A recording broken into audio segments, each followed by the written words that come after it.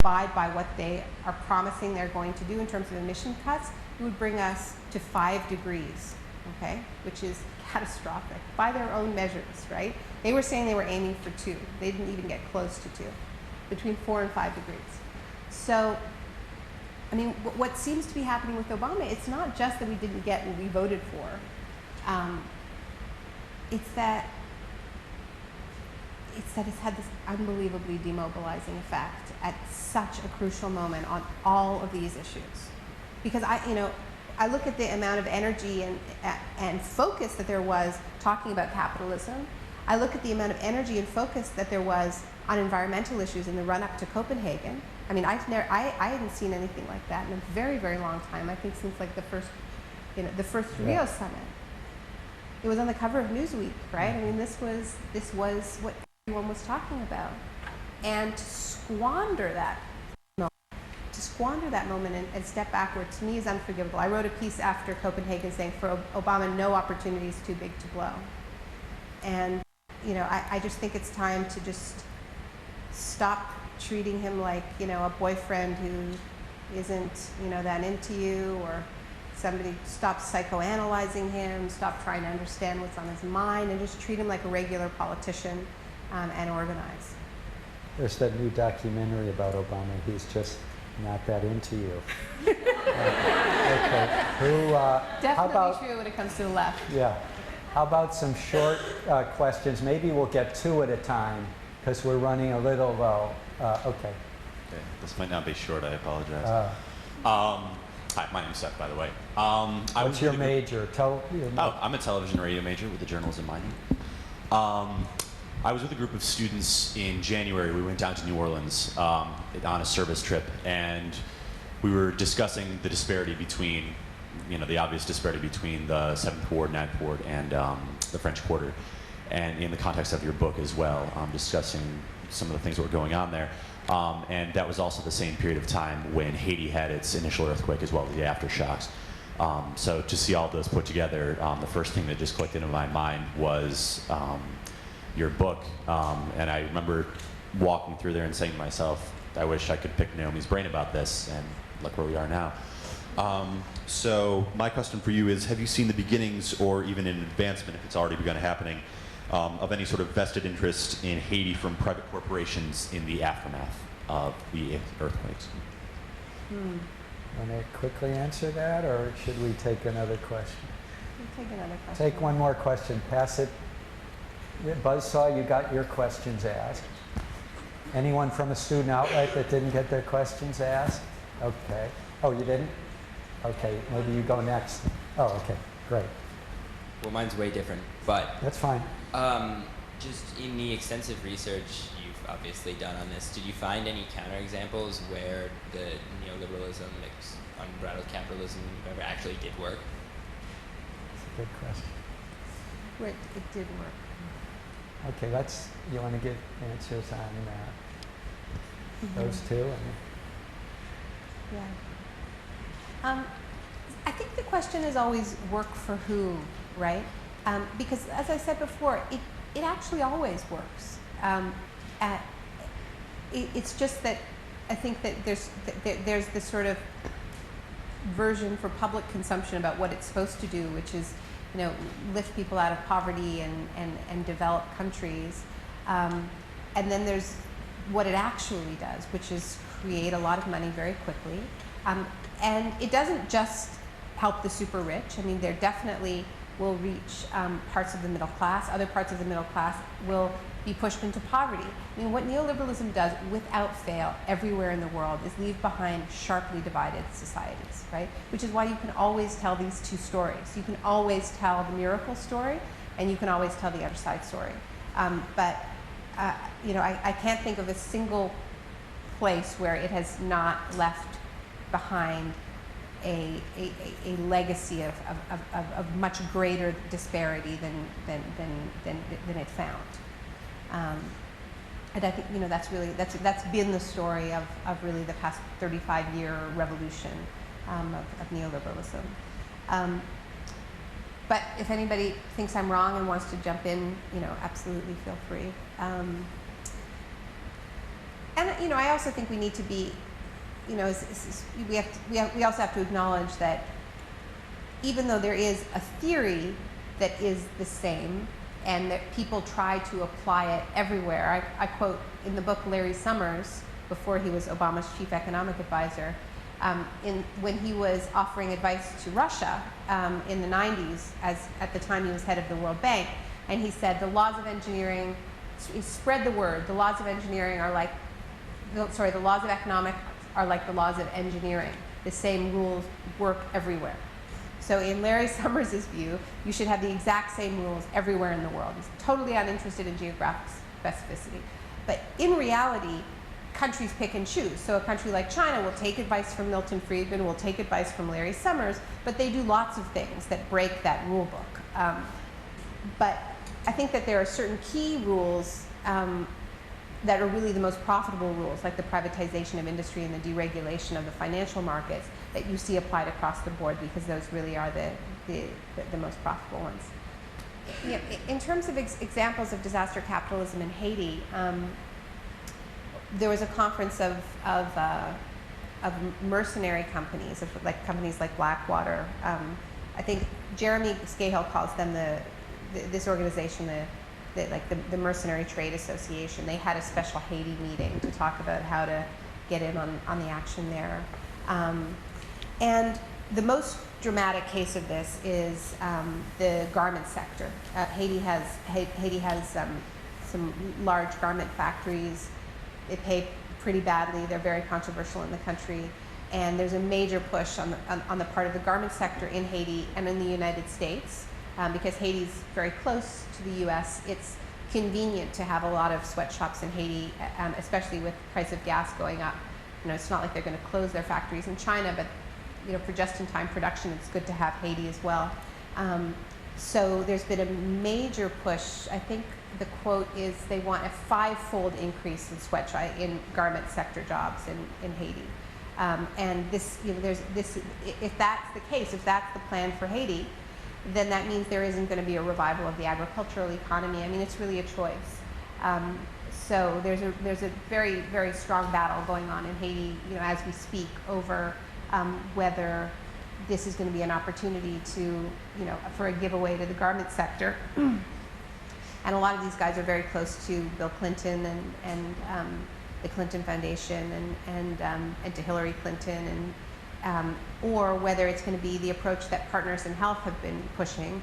And they also have a very strong voice, which is, arguing that Haiti is far too centralized around Port-au-Prince, and that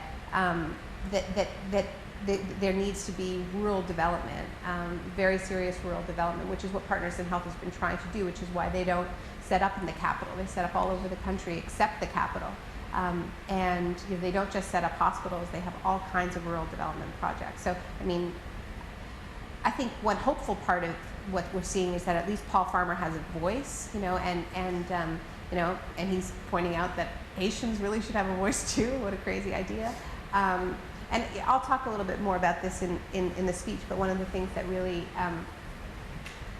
probably my most gratifying moment since I published the book was totally without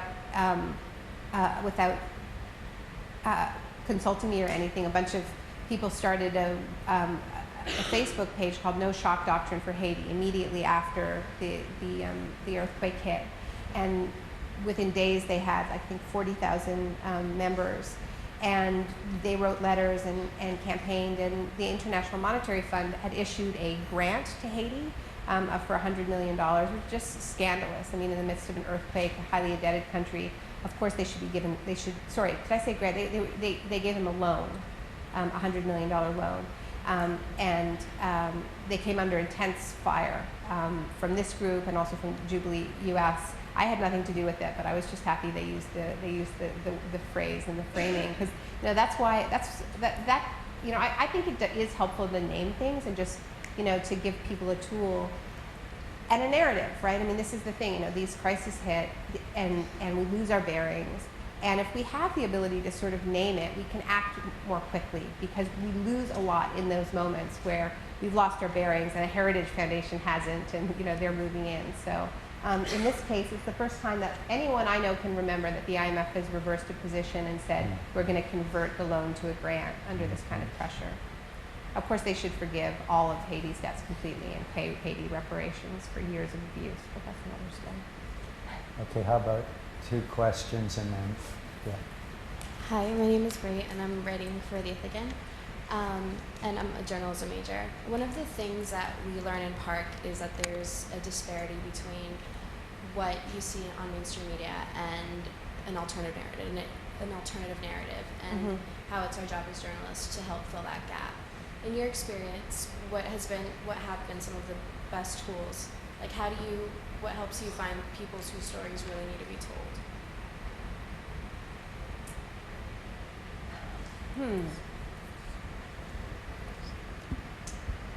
Well, I don't think it's hard to find people's stories. I think in this country, you think about what's going on with the joblessness crisis, the foreclosure crisis, and how little we actually see of the reality of the face of this economic crisis, except in just very sort of passive snippets. I also think it's really important to tell success stories. To show people that people can resist, can build alternatives in their communities. In some ways, I think that's more important than telling the really bad news. I think we're just bombarded with bad news, and after a while, it becomes disempowering. And really, I think that the most subversive thing you can tell people is the secret that sometimes they win. This was what we were trying to do with The Take, just tell this sort of simple story of this group of workers who managed to turn their factory that was going to be closed and they were all going to be fired into a democratically run cooperative, and just follow them at every stage. So the world is brimming with those stories, and all you have to do is just get out of your bubble. And I'm not saying you're in a bubble, but generally in university we are, and even when we're out of, maybe even more when we're out of university. Talking about disparity, right? And this question that keeps coming up, well, does it work? Does it not work? It works for some people and it doesn't work for a lot of other people. But what that means is that if you are one of the people who it's working for, you can have no contact whatsoever with the people for whom it is a catastrophe. Because you'll be going to private schools, you'll be getting private health care, more and more you're going to have private responses to natural disasters. And you may not know anybody who's in Iraq or Afghanistan because we don't have the draft, and so it's essentially a poverty draft. So it takes work to get out of your bubble and create bridges, because this is what it means to live in an unequal society. Is that a society that has real class mobility has a lot more connection between classes. It doesn't mean that you don't have classes, but it means that you have bridges between them and a lot more cross-pollination. But once we're really stratified, then we're all in our we're really in our silos, and we have to work to get out of them. So that means meeting people who are facing foreclosure in your communities. You guys go to a private school. And that means that you are not face-to-face with what a lot of students who are in public schools in this state are facing, which is the highest, historically high tuition increases. But there's no reason why you can't be showing solidarity with them, why you can't be showing solidarity with parents and teachers in Ithaca whose public schools are facing massive cutbacks. You have universities historically have been gathering places for communities, and just in your own community, forget going to Africa and saving the world. Just in your own community, you can get out of your comfort zone and use some of the privilege that you have to really learn these stories. And I think the issue is you have to come to it with humility as well. I think in a lot of cases we impose a story. And you have to just be willing to learn. I said I wrote the book for my friends in Argentina. I really mean that. When I was living in Argentina, my mind exploded. I realized how incredibly privileged I was to think that this economic model to even think that what was happening in Iraq was something new. That this economic model hadn't always been violent. And I realized just how incredibly sheltered I'd been. So it is about stories, but it's also about frameworks, because you need a framework to place a story, right?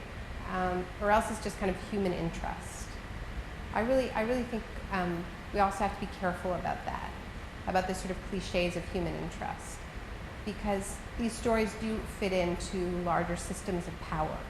And I think often journalistically we think that we need to choose. Either we're writing about an issue or we're writing about a person. And to me, the journalism I like most is integrates the two. Hi, my name is Connie. I'm a TBR major documentary concentration. In Shock Doctrine, you talked a lot about the people, businesses, and even countries that were profiting off of this idea of crisis and shock in times of fear. And so do you think this perpetuation of crisis can ever really be stopped, since it's such a profitable market? And also, why isn't there such a large market for crisis prevention?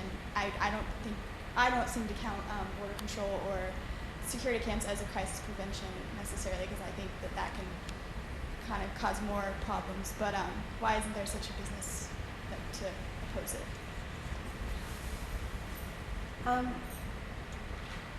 Why isn't there a business in it?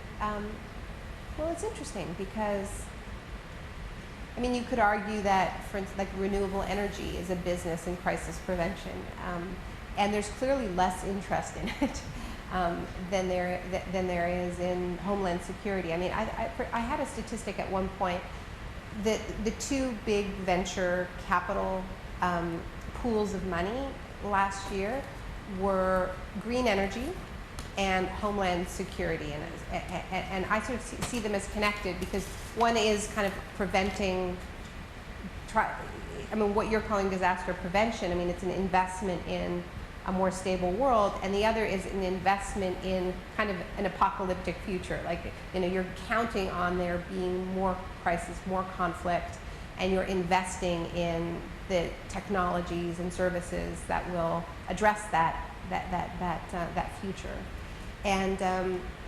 And for a while they were getting the same amount of venture capital funding, the greens and the guns, and now the guns are getting a lot more, which I saw as a fairly ominous sign. But to me, this isn't a business question. I think this is a movement question, and it is a real. I don't think that we can leave it to business. This is sort of Thomas Friedman's sort of approach to environmentalism is the genius of American industry is going to come in and save the day. I don't think they are. I think it's going to be old-fashioned movement building, and it will have the added benefit, if we take ourselves off of this disastrous course of depriving the disaster capitalism complex of the oxygen on which it depends, which is more and more volatility, more and more crisis. I think we should be, in everything we do, trying to build more stable and sustainable communities. And yes, there's money to be made. That doesn't mean deprivation, but it also doesn't mean these sort of boom economies that we're addicted to. We may only have time for one more question. Is there someone representing us? I guess he's. I think you've got a title for your next book, The Greens and the Guns. So after I read your book, I was having an argument with a friend of mine who's a libertarian, and he told me that you've been exposed to liberal jargon and that I should read something real. So I went out and I read Milton Friedman's book, Democracy and Freedom, and so I just, he's kind of, it's his theory. It's kind of like the opposite. It's the other end of the spectrum of the Communist Manifesto. When I did some research on him, actually, it seems like it appears from what I've read that he only sent a letter down to Pinochet after the junta, and that didn't go to Chile later on until it was after the shock. And from your book, it seems like you really hate him. It seems like, which is fine. He's kind of an evil man, but you just it seems like you really kind of distort the series of events that it seems like, from what I remember reading it, that he wrote the letter right away, and that he went down right away and worked personally with Pinochet about with the shock therapy. The book is really clear about it. The book is really clear. You should go back and read it. I guess so. It's been a while since I read it. No. It's been a couple months. No, because I know that the attacks have misrepresented the book to say that, yeah, I think there was one in the Wall Street Journal recently that claimed that I said that Milton Friedman had gone down to Chile right away, and I don't say that at all. What I say in the book is what actually happened, which is the coup happened in '73, that there was the Chicago boys who trained under Milton Friedman. I mean, I don't actually hate Friedman. And I really do believe that if Milton Friedman hadn't been around to popularize these ideas, and all he really was a popularizer, somebody else would have played that role. And I'm very clear in the book that I think what we've been living these past 35 years is a revolt of the elites in response to the New Deal, essentially. That after in the midst of the Great Depression, capitalism was so discredited, there was so much unrest, that a great many pieces of progressive legislation were passed in this country. And through the end of the Second World War, where you still had that momentum, where so many people had fought and died, that people felt that they had the right to demand things of the government in return. And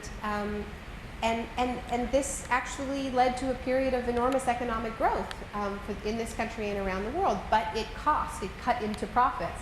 Unions were strong. Workers were demanding higher and higher wages. It cost a lot in taxes to sustain all of these social programs. And what Milton Friedman represented was this revolt of this elite, this backlash on the part of business to say, we don't want so many regulations, and we don't want to deal with these strong unions, and we want to go back to the way things used to be. And so Milton Friedman was the popularizer of this, but he didn't invent it, and somebody else would have done it. He happened to be very good at popularizing it. And here I'm not talking about Milton Friedman as a monetarist economist. I'm not talking about his academic work. I'm talking about Capitalism and Freedom, his Newsweek column, Free to Choose, his popular work, okay? So, in terms of what he did in his influence in Chile, the students who trained under him, and here I'm also really clear in the book that the issue is not Friedman.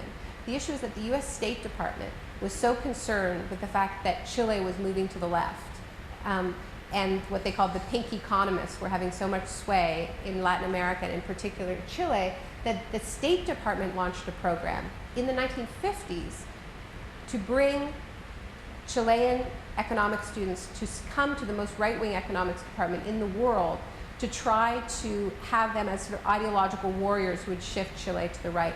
So Friedman's influence had much more to do with decisions that were made by the State Department than his own desire to evangelize in Latin America. I mean, he was just doing his thing. He was teaching these students. This was state policy, right? Hundreds of Latin American students came through the Chicago program. It was quite extraordinary. So there's the Pinochet coup in 1973, and the Chicago boys who trained under Friedman and his colleagues helped plan the coup. They were ready. They printed their economic manifesto on the night of the coup, and many of them got posts in the government, and the military didn't know how to run the economy, so they turned to the Chicago boys. So the issue was, and I call it in the book, a Chicago school revolution, not a Milton Friedman revolution, but a Chicago school revolution because of the students, okay? So what happened is that they did the sort of shock therapy stage 1, which led to a big backlash from Chilean industry, from national industry, because they were losing so many jobs, and they had opened themselves up to foreign competitors, and their factories were closing, their shops were closing. So Pinochet was about to go back to a more nationalist economic model. So it was a juncture, and this was 1975, when it was like either they're going to abandon this experiment or they're going to move forward. And it was that point that Milton Friedman, 1975, flew to Chile. And it was a very important point. He gave several lectures that were broadcast on state television, and he had a personal meeting with Pinochet, and he sent Pinochet a follow-up letter, and I quote the follow-up letter. All the timing is all clear in the book. And there's nothing to hide, because this is very significant, is that in that juncture when Pinochet was about to back off, Friedman came in and Arnold Harbinger, his colleague from University of Chicago, and basically said, don't, stiffen your spine, don't give up, stay with it. And it was in the next period that the really radical program was introduced. And in that letter to Pinochet, Friedman used the phrase shock treatment. So, I mean, I think there's two things. Absolutely, Friedman was involved.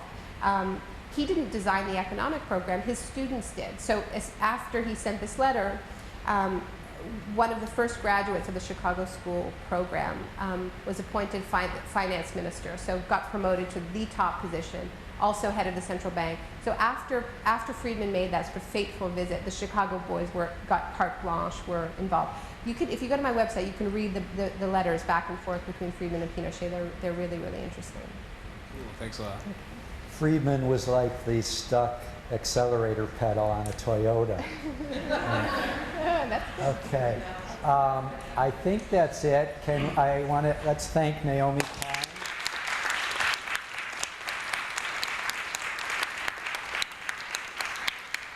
We're going to reconvene in less than an hour. How many are going to be able to make it? Great. Wow. Hey, it was really fun to talk with you guys. Thank you for your questions.